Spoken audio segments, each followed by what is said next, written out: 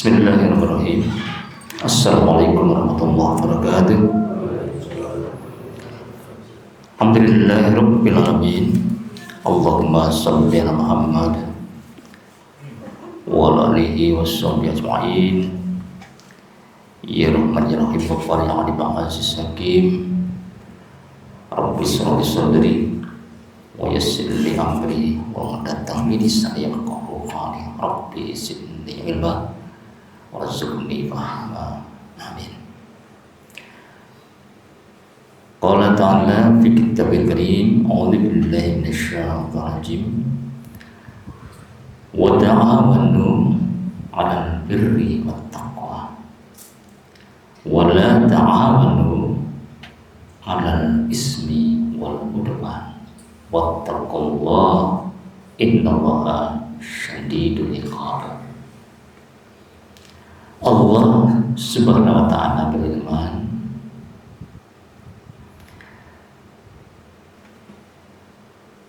di dalam Quran surat Al-Maidah ayat yang kedua, dan tolong menolonglah kamu di dalam mengerjakan kebajikan dan takwa, dan jangan tolong menolong dalam berbuat dosa dan permusuhan. Bertakwalah kepada Allah, sungguh Allah sangat berat siksanya. Inilah tema yang diminta panitia untuk dibahas di pagi hari ini, yaitu saling tolong menolong di dalam mengerjakan kebajikan dan takwa, dan jangan tolong menolong di dalam berbuat dosa dan permusuhan. Kita harus takut kepada Allah, dan Allah itu siksanya sangat berat. Bapak Ibu yang dirahmati Allah SWT, firman Allah surat Al-Maidah 2 ini didukung hadis Rasulullah SAW, afdhalus shadaqah shadaqatun fi Ramadan. Seutama-utama sedekah ialah sedekah di bulan Ramadan. Hadis Imam Tirmidzi. Hadis ini dikomentari oleh Imam Syafi'i karena sedekah di bulan Ramadan itu sangat membantu orang untuk beribadah. Karena Ramadan orang konsentrasi banyak ibadah, puasa, qiyamul lail, berzikir, sehingga otomatis konsentrasi mencari nafkah menjadi berat, sehingga siapa yang membantu menafkahi saudara-saudaranya di bulan Ramadan berarti dia telah menolong saudaranya itu untuk melakukan ibadah.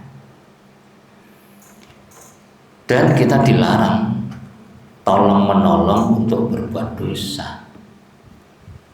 Nah, ini yang kadang sering terjadi, urunan apa? Urunan oleh rong botol, tolong menolong kejahatan, tolong menolong ibu umpamanya, ada tetangga datang ngerasani wong liya. Kira-kira ibu-ibu kalau orang gibah guncing ngerasani piantun sanes, niku nek mboten enten sing ngegongi dados napa mboten, men deleming dhewe. Biasanya mergo dadi iki digongi kangkong akhirnya petah setengah jam. Nah, itu tolong menolong dalam kejelekan. Malah kalau ada tetangga kok ngajak membicarakan kejelekan orang lain, kita harus menutup. Nah, paling tidak dialihkan ke pembicaraan yang lain, atau kita bela saudara kita yang dicemarkan nama baiknya. Itu caranya.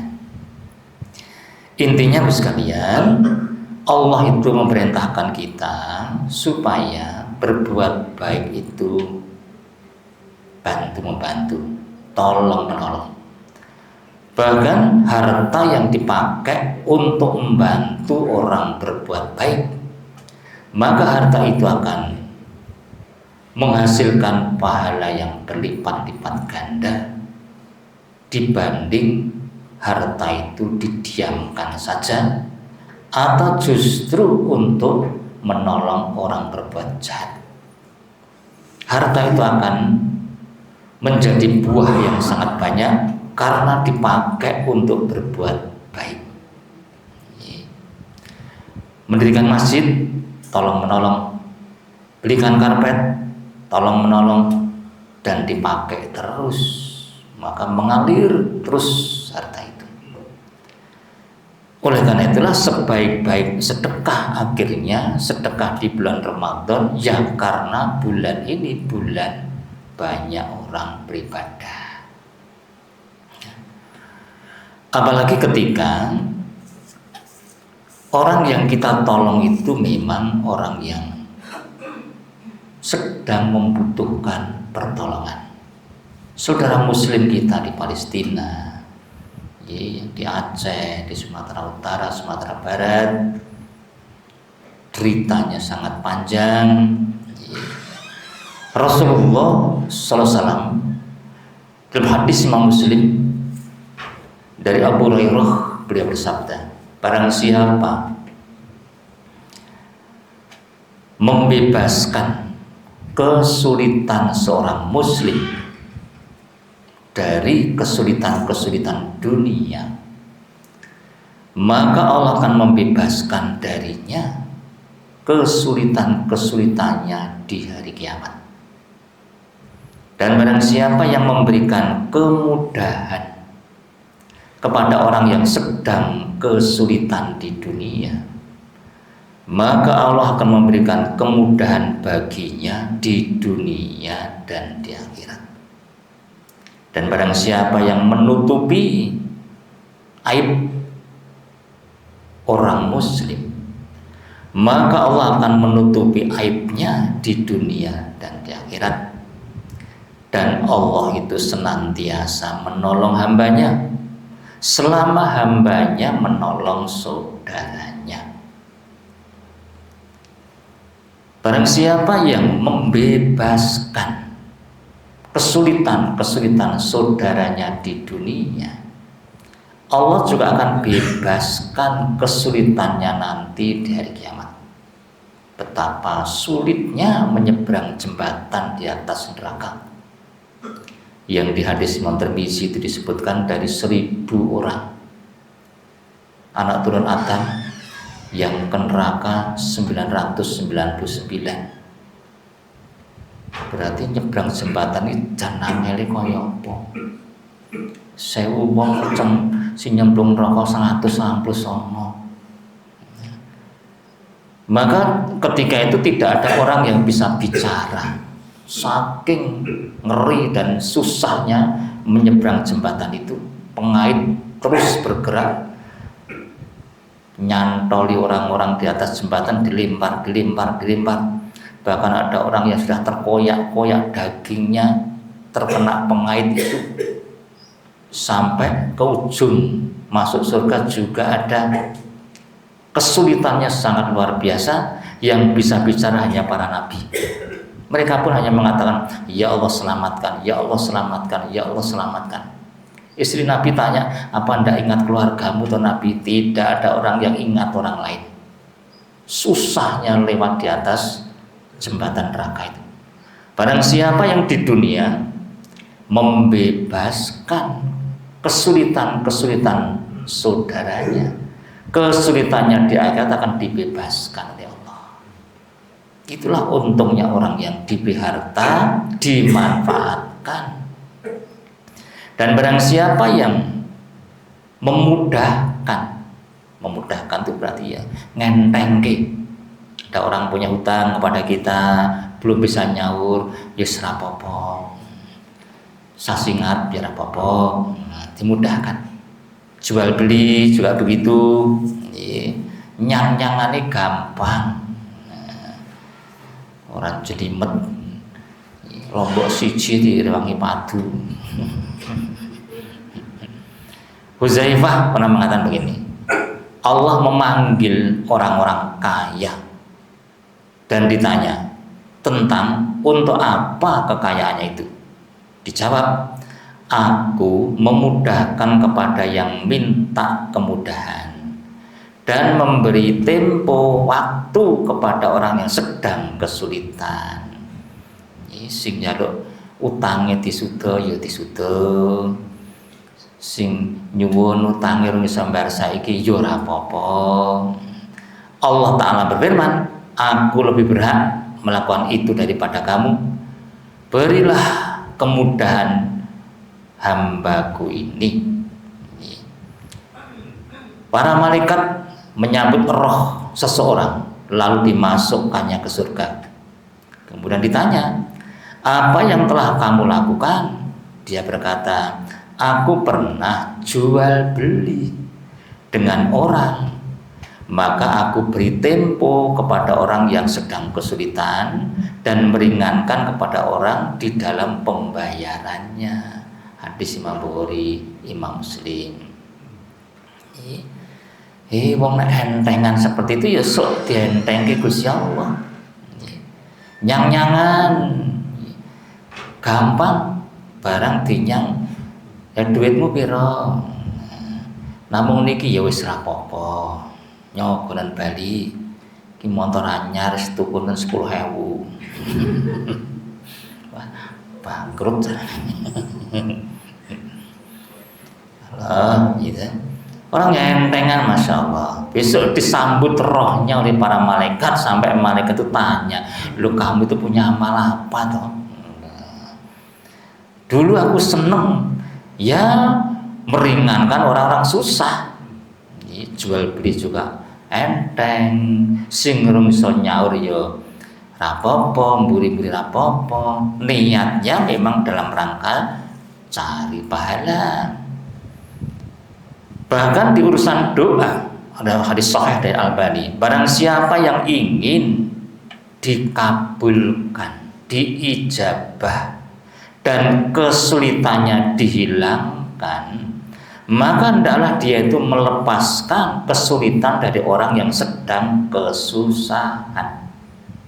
Donga ora dikabul-kabul kita yo. Tulungi wong susah. Nah, iki urusan kok ora rampung-rampung. Lepaskan harta banyak untuk membantu orang susah. Niscaya Allah akan balas. Jangankan kok kepada orang yang beribadah. Nabi pernah cerita tentang wanita pezina yang kehausan di padang pasir. Terus dia mencari air, turun ke perigi, minum sepuas-puasnya. Begitu naik di permukaan tanah, dia jumpai seekor anjing yang menjulurkan lidahnya, kehausan. Wanita tadi terus kembali lagi masuk ke perigi. Sepatunya dilepas, dipenuhi air, dia gigit, dia merangkak ke atas, diminumkan kepada anjing itu. Allah langsung beri hidayah. Wanita itu dihapus dosa-dosanya, diberi hidayah, calon penduduk surga. Orang itu kalau dirasa welas asih, Allah juga, Allah itu maha kok, maha welas asih. Sekalian, inilah dalil-dalil. Apalagi hari-hari seperti ini, di mana kita sangat butuh sekali amal-amal Ramadan kita diterima oleh Allah. Maka Nabi itu kalau sudah 10 hari terakhir seperti ini, apalagi mengharap diberi Al-Qadar, sedekahnya dibandingkan dengan angin lebih cepat sedekahnya Nabi. Apapun yang diminta kepada Nabi, Nabi tidak pernah menolaknya. Bahkan kalau beliau diminta sesuatu dan tidak punya, disuruh berhutang, nanti Nabi yang menanggung. Saking murahnya. Malam yarham la yurham. Siapa tidak suka merahmati, tidak akan dirahmati. Innama yarhamullahu min ibadihi rahmah. Sesungguhnya Allah tuh hanya akan merahmati orang yang suka merahmati juga. Kita butuh dirahmati, butuh diberi al-qadar, butuh dirahmati, dibersihkan dosa-dosa kita, butuh dirahmati, diterima amal-amal kita di ujung-ujung Ramadan. Maka perbanyak merahmati orang lain. Justru di ketika banyak orang konsentrasi ibadah di akhir Ramadan seperti ini, mengadakan al-qadar, iktikaf, sehingga otomatis ya mencari nafkahnya berat, terlantar, butuh dibantu. Nabi itu digambarkan kalau hari-hari seperti ini sedekahnya, bahkan untuk menyambut al-qadar disunahkan kita pakai baju bagus. Dan Nabi ketika pakai baju bagus, ada jamaah kok tanya, wah Nabi bajunya bagus. Itu saja Nabi sudah terasa, langsung baju diserahkan, diberikan pada sahabat tadi. Beliau ganti baju yang lain, sehingga sahabat tadi disindir-sindir teman-temannya. Kebangetan, kelambi diagem ditembung, aku kira nembung mung takok. Sehingga sahabat tadi malu, sehingga janji tidak mau pakai baju itu kecuali untuk membungkus jenazahnya.